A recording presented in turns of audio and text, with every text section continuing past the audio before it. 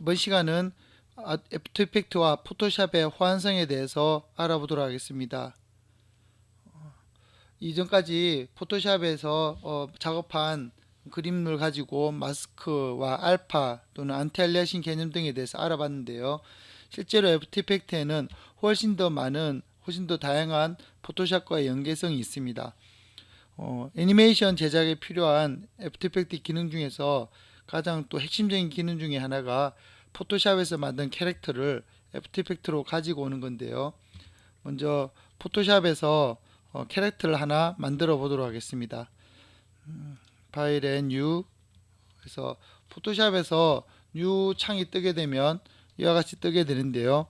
포토샵에서도 똑같이 여러가지 기능들이 있습니다. 뉴 창에 먼저 US 페이퍼 하게 되면 밑에 그 밑에 하단부에 그와 관련된 사이즈들이 나오게 됩니다. 인터내셔널 페이퍼 자 이렇게 A4부터 B4 다 보이고요.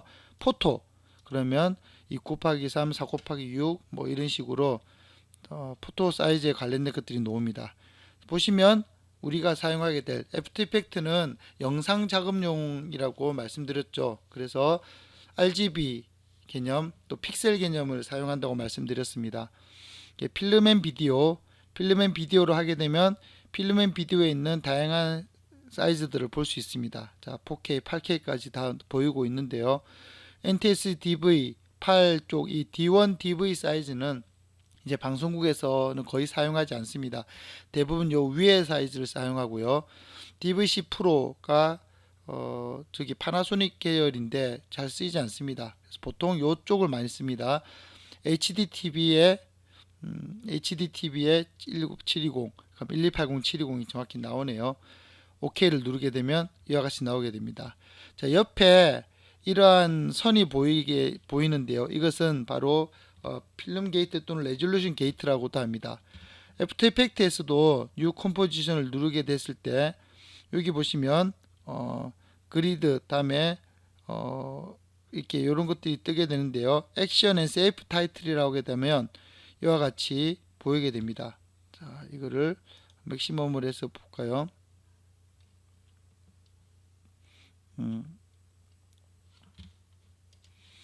자, 맥시마이즈 판넬 해서 보겠습니다. 자, 보시게 되면 아까 포토샵과 비슷한 걸 보이는 걸 알 수가 있습니다. 이게 뭐냐면 바깥쪽에서 10% 마진을 깎은 거고요. 그 안쪽의 라인은 또 10% 그러니까 안쪽 라인까지는 최고 20%를 깎은 게 되겠죠. 이게 어떤 개념이냐면 원래 포토샵에 원래 TV가 그 필드라는 개념이 있습니다. 필드라는 것은 예전에 만든 TV에서 나온 건데요. 자, 이게 예전에 보통 브라운관 화면을 캡처한 그림입니다. 자, 지금 보시면 매우 화질도 안 좋지만 여기 보시면 이와처럼 선이 그어진 게 보일 겁니다. 자, 또 보면 선이 옆에도 굉장히 자글거리는 선들을 볼 수 있고요. 이게 뭐냐면 전자총의 개념인데 필드라는 개념입니다. 지금 보시면 여기 보시면 눈이 좀 이상한 걸 볼 수가 있죠. 동영상으로도 한번 보겠습니다. 요즘 HD급에서도 남아 있는데요. 자, 지금 보면 이게 홍보 영상인데 자, 플레이를 해서 보면 방금도 보면 자, 지금처럼 이렇게 필드가 보이는 걸 볼 수가 있습니다. 보였다가 안 보였다가 하는데요. 이 필드가 보이는 게 지금 보이고 있죠. 자, 이 필드가 보였다가 안 보였다 하는 것은 사실 24프레임을 30프레임으로 바꾸면서 생기는 문제인데요. 이거는 사실 전문적으로 방송한 영상 작업을 하는 사람들에게는 화면 퀄리티를 위한 매우 중요한 개념입니다. 하지만 보통 컴퓨터로만 작업을 하면서 이런 과정이 많이 생략되었는데요. 필드라는 것이 결국 뭐냐면 전자총에서 나온 겁니다. 바로 이것이 전자총의 원리인데요. 이 브라운관의 안쪽에서 전자총을 쏘아서 이 앞쪽에 있는 형광 물질을 때리게 됩니다. 그렇게 해서 그 물질이 빛이 나면서 그게 우리 눈에 보이게 되는데요. 이렇게 하기 위해서 전자총을 쏘다 보니까 이걸 한 번에 쏘는 게 아니고 순차적으로 이렇게 쏘아야 됩니다. 이게 옆면에서 볼 때는 이렇지만 앞면에서 볼 때는 매우 넓은 화면을 쏘아야 됩니다. 자, 이렇게 전자총을 쏘아서 이렇게 흐르면서 쏘게 되는 거죠. 전자총은 한 번에 면을 쏘는 게 아니고 선이기 때문에 선을 그리면서 쏘다 보니까 위쪽에 선을 그리면서 아래로 내려오는 순간 위에 있는 이 형광 물질들이 꺼지게 됩니다. 그래서 그게 꺼지기 전에 다시 재빨리 올라가서 또 하나의 선을 그리면서 내려오게 됩니다. 즉 선의 모양이 이렇게 흐르면서 내려오게 되는데요. 그래서 그러다 보니까 하나의 그어진 선이 면으로서 인식이 되지 않고 그냥 선으로서 이렇게 남게 되는 거죠. 그리고 요게 다 내려오기 전까지 위에 그려진 선이 꺼지게 되니까 재빨리 위로 올라가기 위해서 더 빠른 전자총이 필요하게 되었습니다. 이것을 좀 더 저렴하게 하면서도 빨리 쏘게 하려고 하다 보니까 어떻게 됐냐면 선을 그리면서 하나씩 한 단계씩 한 단계씩 건너뛰면서 선을 그리게 되는 거죠. 바로 이와 같이 주사선이 그려지게 되는데요. 이렇게 그리다 보니까 더 빠른 주사선이 필요하게 되었고 가격을 절약하기 위해서 이와 같이 주사선을 하나 긋고 한 단계를 건너뛰어서 그린 다음에 다시 주사선을 그리는 방법, 즉 1 다음에 2를 그리지 않고 3을 그리는 거죠. 1, 3, 5, 7, 9를 그리고 그 다음에 2, 4, 6, 8, 10을 그리게 되면 한 번을 그릴 때 전체를 그리는 거에 반만 그리면 되기 때문에 훨씬 더 빨리 그림을 그릴 수 있게 되고, 이게 꺼지기 전에 그 다음 주사선을 그리게 되는 거죠. 이런 식으로 한 장의 그림과 그 다음 그림이 계속 겹쳐지게 그림으로써 그림을 그제서야 하나를 완성하게 만드는 방식입니다. 이와 같은 방식을 필드로 그림을 그리는 방식이라고 얘기하는데요. 한 장을 초당 30초로 보여주고 이 한 장을 또 초당 30초로 보여주기 때문에 이것을 어떻게 보면 초당 60프레임이라고 봐도 무방합니다. 하지만 한 장이 반만 그려지는 거다 보니까 그냥 초당 30프레임이라고 보는 거죠. 자, 이렇게 그림이 그려지는 방식으로 필드를 그리게 됩니다. 그런데 그렇게 하면서 바로 이와 같은 문제가 발생을 하게 됩니다. 이와 같이 24프레임으로 찍은 영상을 30프레임으로 옮길 때 중간에 프레임 수가 없다 보니까 프레임을 만들어내는 경우가 생기는데요. 이럴 때 바로 필드가 만들어지게 되고, 지금 이 영상은 24프레임으로 그대로 컴퓨터용으로 만들어야 되는데 TV용으로 전환된 영상을 또 컴퓨터용으로 전환하다 보니까 필드가 그대로 남아 버렸습니다. 사실 이렇게 보면 되게 지저분한 것 같지만 컴퓨터에서는 바로 보이는데 이게 이상하게도 TV에 가서는 더 또렷하게 더 깔끔한 선으로 보이게 됩니다. 그게 바로 TV의 원리 때문에 그런 거죠. 그런데 이 TV 원리를 실제로 캡처를 해서 보면요, 바로 이와 같이 됩니다. 바로 이렇게 되는데요. 이 옆에 이 자글자글한 게 뭐냐면 이 주사선이 지나갈 때 여기를 이렇게 거꾸로 도는 거죠. 이렇게. 다음에 요 옆에 이렇게 돌게 됩니다. 즉 이 부분이 굉장히 지저분하게 이렇게 남게 됩니다. 물론 요즘은 디지털 TV가 돼서 이렇게 지저분하게 남지 않는데요.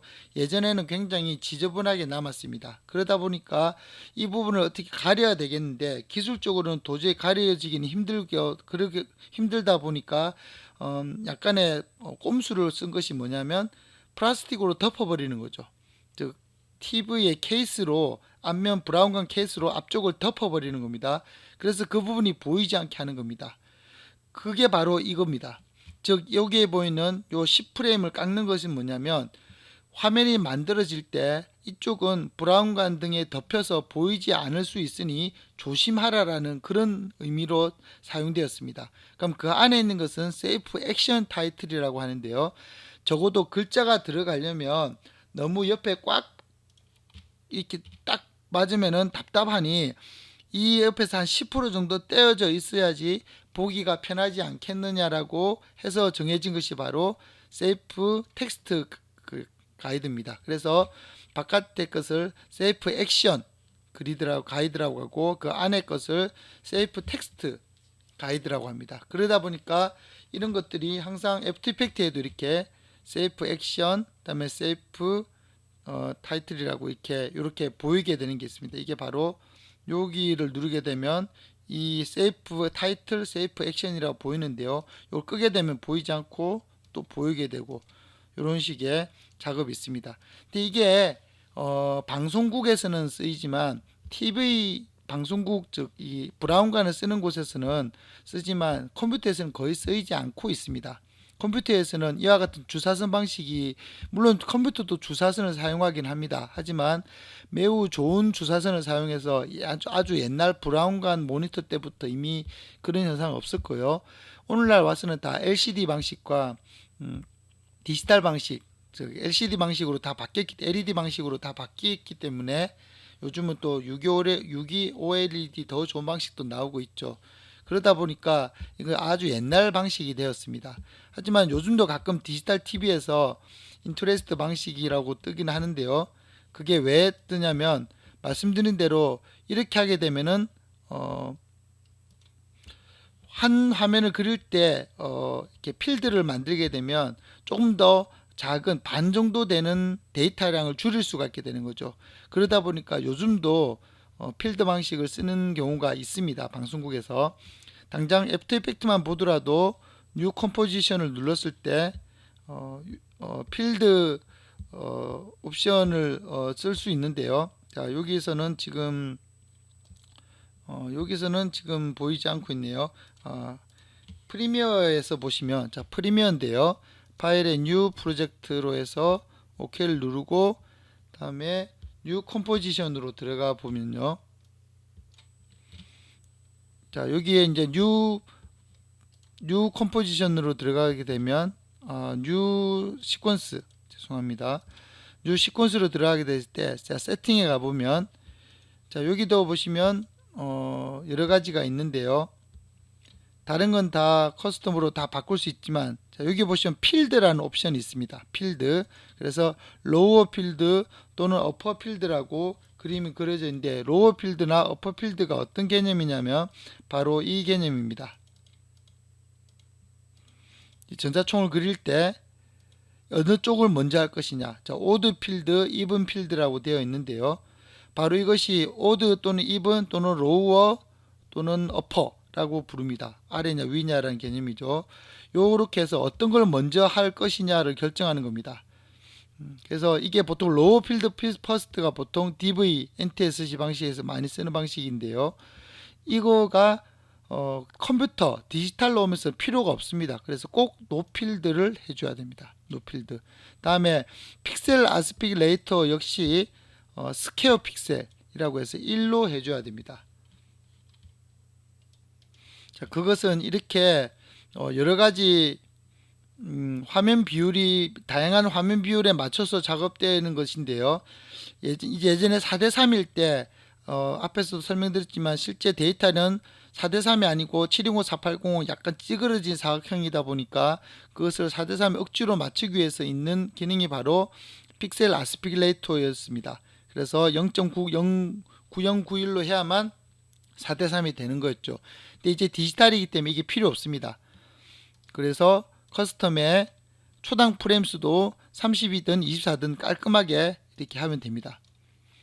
여기서 있는 23.976이라든지 29.97 프레임은 다 방송국에서 아날로그 때 쓰던 프레임 레이트입니다. 그러다 보니까 지금 나오는 디지털 장비들도 다 여기에 맞춰져 있죠. 자, 이걸 그냥 깔끔하게 30, 여기에서 1280에 720 노필드 이렇게 만들어주는 것이 가장 깔끔한 세팅이 되겠습니다. 자, 이런 방식을 애프터 이펙트에서도 쓸 수 있는데요.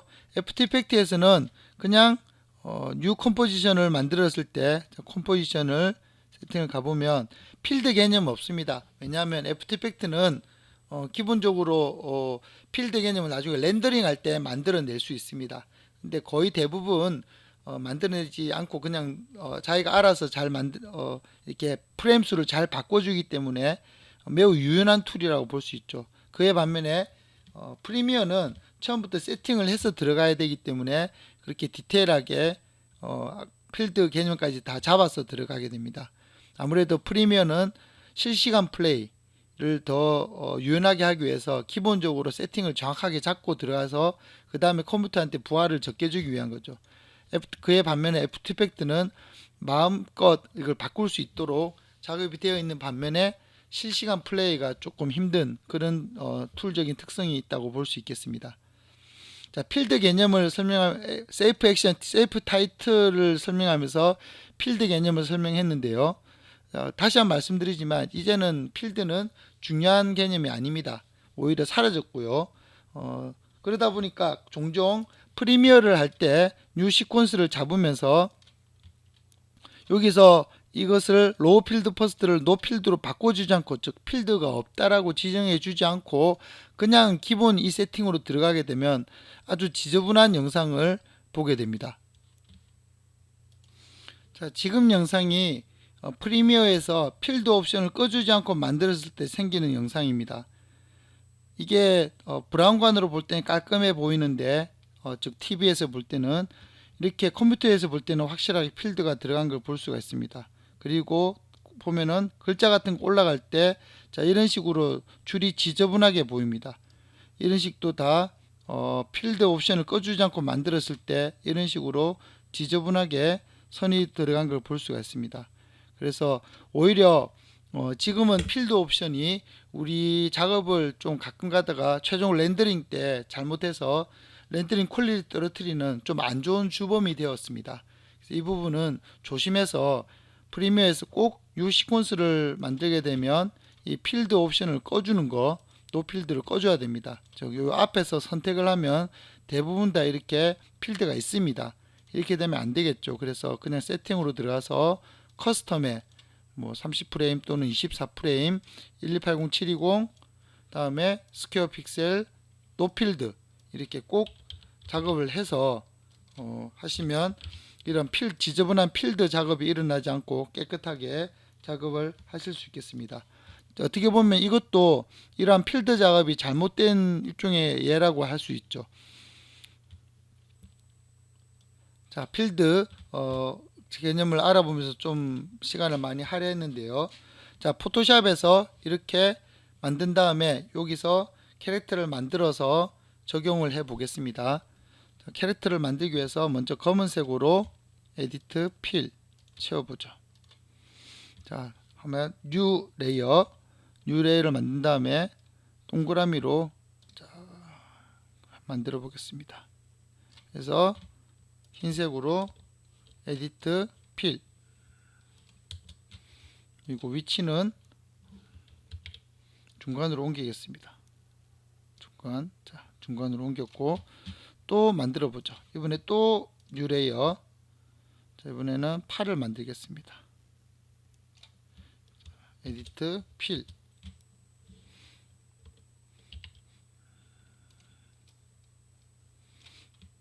다음에 이 녀석을 복사를 하겠습니다. 팔을 잡고 밑으로 뉴 레이어로 당기면 복사가 됐습니다. 이렇게.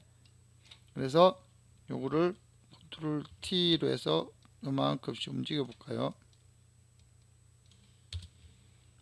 이쪽도 컨트롤 T 만큼씩 움직였습니다. 다음에 다리,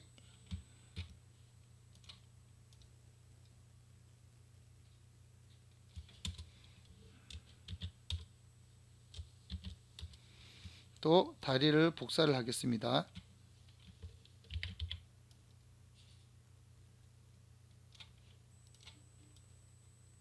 다음에 머리, 뉴 머리,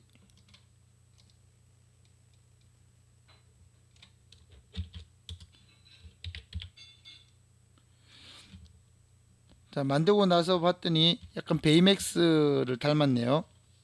그러면 베이맥스처럼 아예 눈을 그려 주겠습니다.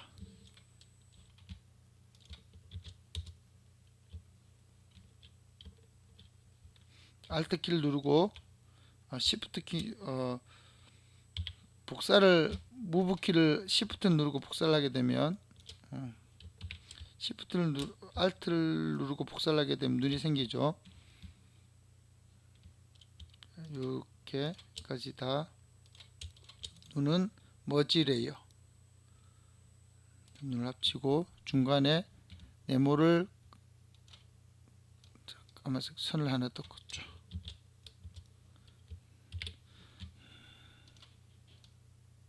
그리고 이 머리와 눈은 합치겠습니다.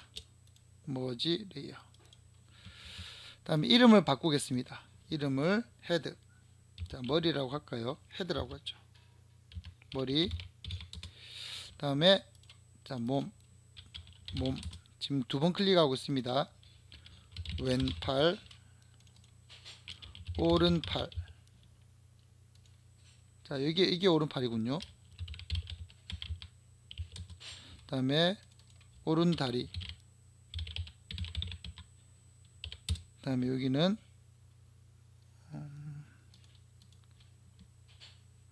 자, 왼팔.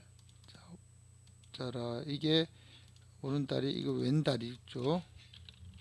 왼다리. 자, 이렇게 해서 만들었습니다. 그러면 팔은 팔대로, 다음에 다리는 몸보다 밑에 있어야 되고요.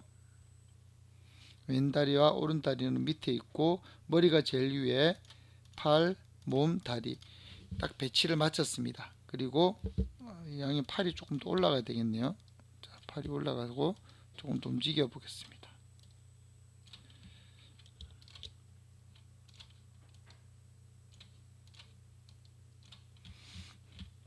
다음에 백그라운드는 작업을 위한 거이기 때문에 지우겠습니다. 작업이 다 끝났으면 얘를 Save As 해서 자, 사진으로 가서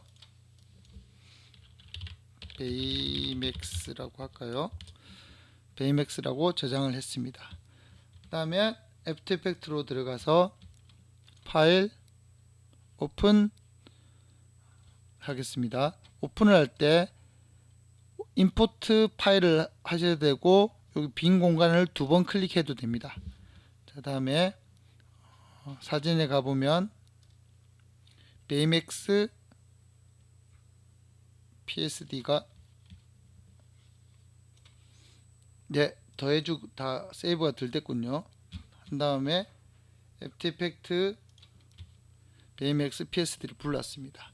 자, 불러오게 되면 PSD 파일 같은 경우에는 자동적으로 옵션이 뜨게 됩니다. 자, 이때 세 가지 옵션이 있는데, 푸티지는 전에 설명드렸듯이 하나의 파일로 들어오는 거, 컴포지션은 이것을 하나하나의 레이어를 다 따로따로 인식을 해서 하나의 컴포지션으로 부르는 것입니다. 자, OK를 누르면 베이맥스 컴포지션이 만들어지고 그 밑에 베이맥스 레이어가 그대로 들어와 있는 걸 볼 수가 있습니다. 그럼 기존의 컴프는 지우겠습니다.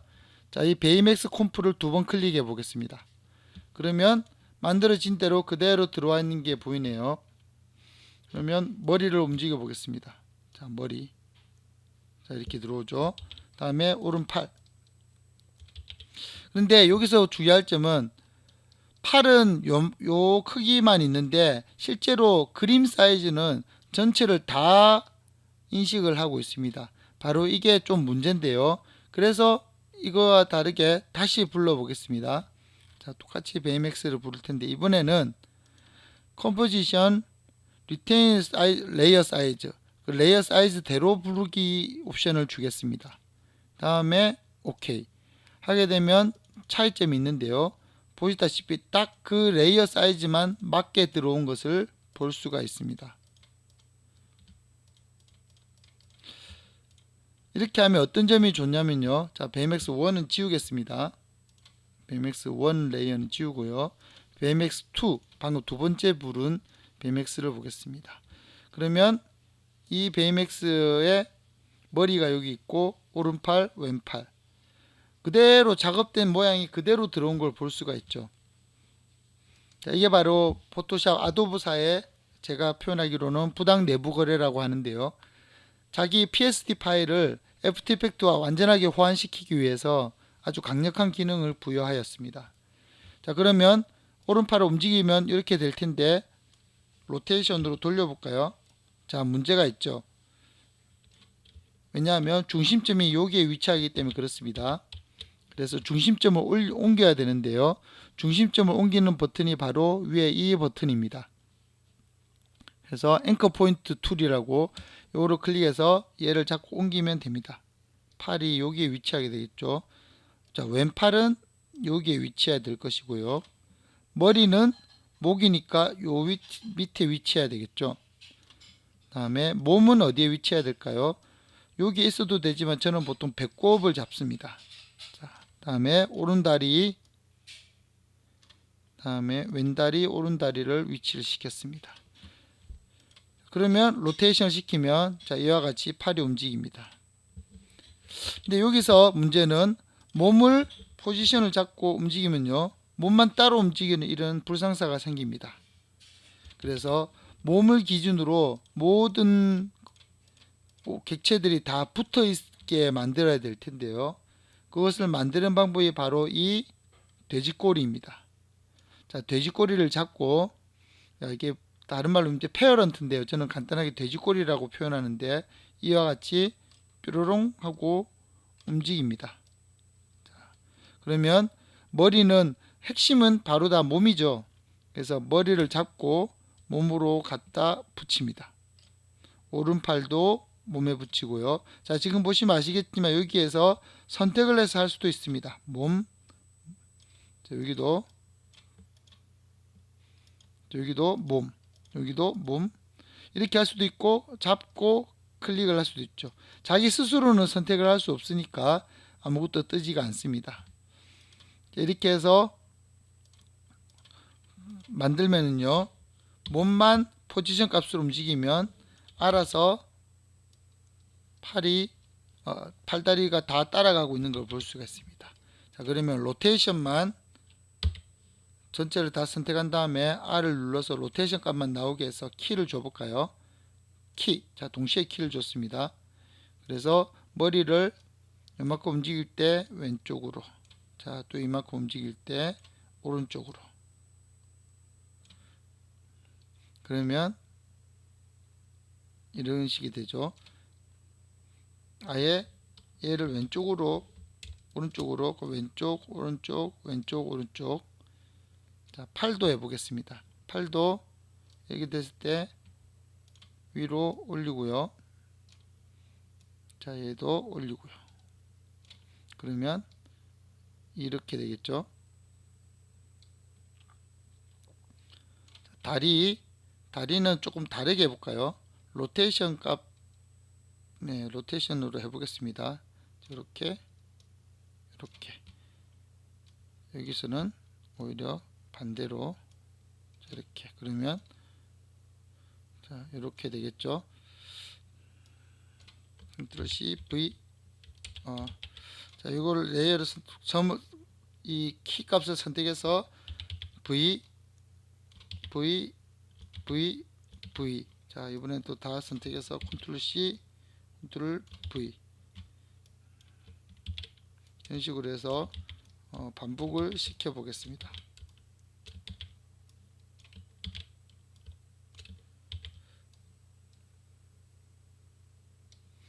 팔도 마찬가지로 할 수 있겠죠. 컨트롤 C, 컨트롤 V, 컨트롤 C, 컨트롤 V.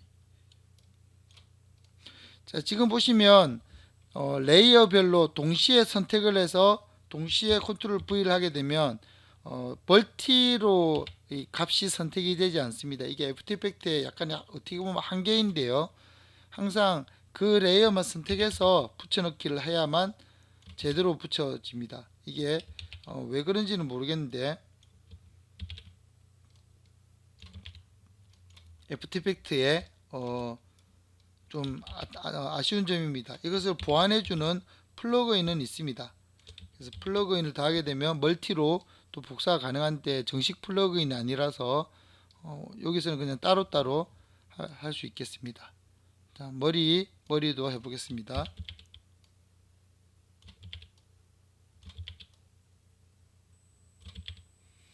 그러면 지금 반복을 하는 것을 볼 수가 있습니다.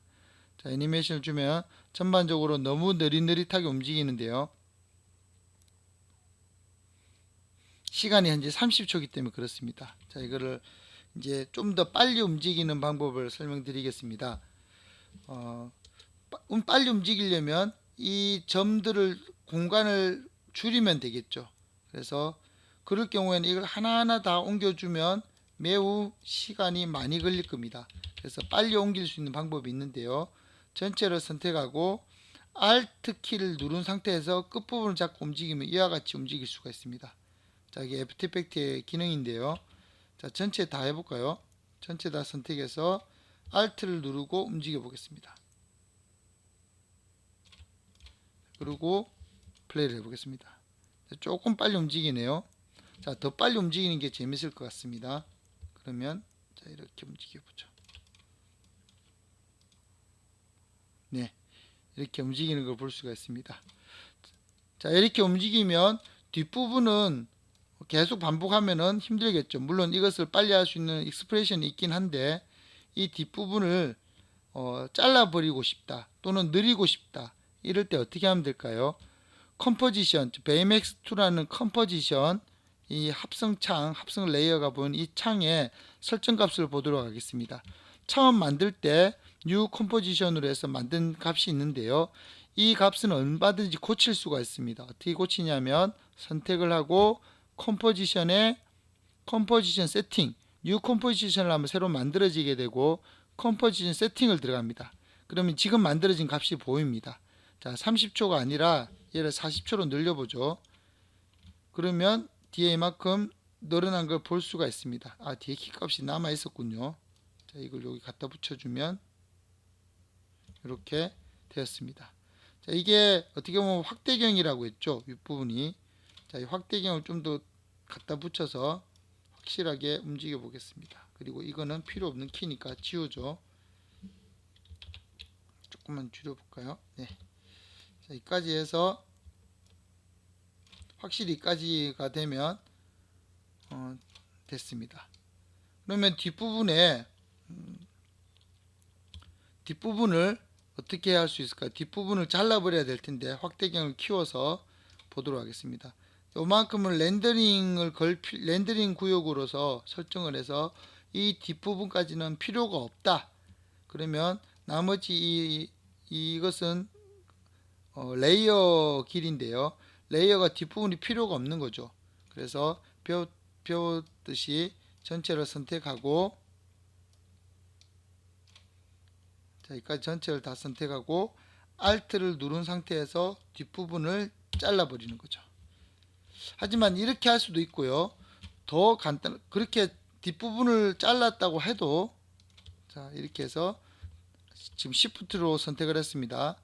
뒷부분을 잘랐다고 해도 실제적으로 이 뒤에 콤프가 남는 거는 너무 보기 귀찮죠. 그래서 이럴 때 이렇게 렌더링 구역으로 설정을 한 다음에 이 뒷부분의 콤프를 확실히 줄이고 싶다. 즉 여기서 컴포지션 세팅에서 뒷부분의 시간을 이렇게 10초 또는 이런 식으로 바꿀 때 이걸 더 빨리 하는 방법이 있습니다. 지금 10초로 줄였죠. 그런데 5초를 더 줄여야 되죠. 그러면 또 컴포지션 세팅 가서 여기서 05 이렇게 눌러서 또 줄여야 되고, 이게 굉장히 복잡한 과정을 거치게 됩니다. 그래서 이럴 때 하는 방법이 렌더링 구역을 딱 설정을 합니다. 그리고 뒷부분은 필요 없을 때 이 렌더링 바 위에서 오른쪽 클릭을 한 다음에 트림 콤프트 워크 에리아, 요만큼 콤프를 자르겠다는 뜻이죠. 워크 에리아만큼 잘라버립니다. 자, 그러면 확실하게 딱 뒤가 잘린 것을 볼 수가 있습니다. 컴포지션 세팅도 굉장히 복잡한 시간이지만 딱 맞게 이렇게 된 걸 알 수가 있죠. 이런 식으로 해서 내가 원하는 콤프 길이로 정확히 만들었습니다. 이렇게 해서 포지션 값까지 움직여 보죠. 포지션 값으로 움직이면 나머지는 다 따라 움직이겠죠. 그리고 원하는 시간만큼, 자, 이만큼 갔을 때 움직여 보겠습니다. 다시 죄송합니다. 포지션 로테이션의 키를 줬군요. 다시 포지션으로, 자, 전체를 선택하고 P 그리고 몸만 P를 누르겠습니다. 자, 키를 누르고 움직인 다음에 이만큼, 그러면 이와 같이 베이맥스가 움직이는 걸 볼 수가 있습니다. 자, 플레이를 눌러 보겠습니다.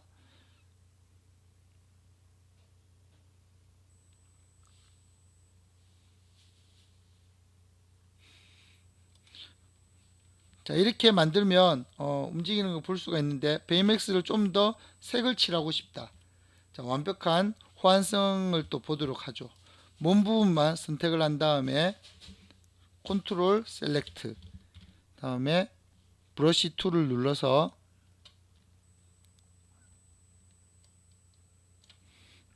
자, 여기를 누르고 해상도를 좀 키운 다음에 검은색으로 색을 칠하겠습니다. 자, 검은색으로 하니까 좀 그러니까 회색으로 바꿔서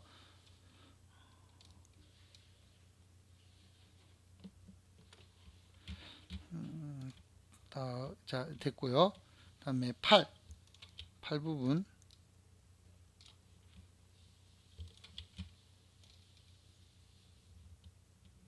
다음에 다리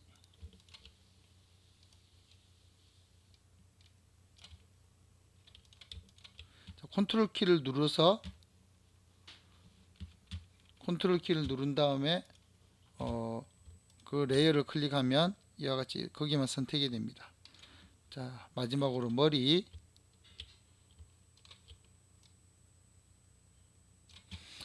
된 다음에 다시 세이브를 해야 되겠죠. 세이브를 하고 애프터 이펙트에 가서 불러와야 됩니다. 근데 불러왔다고 해서 바뀌지는 않는데요.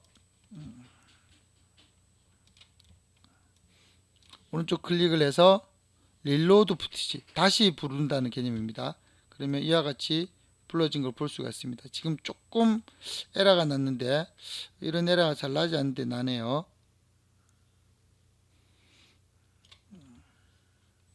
에러가 아니고 제가 잘못 칠했습니다. 자, 왼팔에 칠해야 되는데 오른팔에 칠했네요.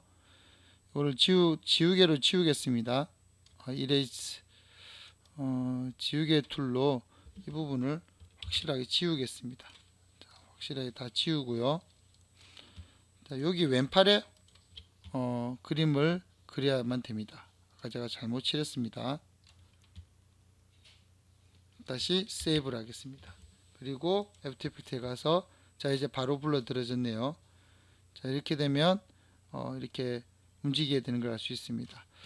이게 릴로드를 해야만 될 때가 있는데 이제는 릴로드를 안 해도 바로 불러질 정도로 호환성이 아주 높아졌습니다.